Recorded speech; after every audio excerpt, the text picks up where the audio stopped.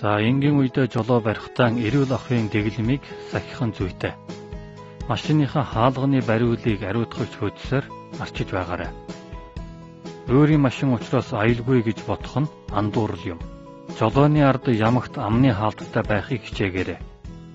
Ер нь машиндаа суусныхаа дараа салхи оруулж агаар сэлгэх хэрэгтэй. Хүйтний улиралд салхинд цохиулж ханиад хүрэхээс болгоомжлоорой. Газар доорх зогсоол зэрэг битүү орчуунд машиныхаа агаар жуулагчаан ажилуулах нь зөв.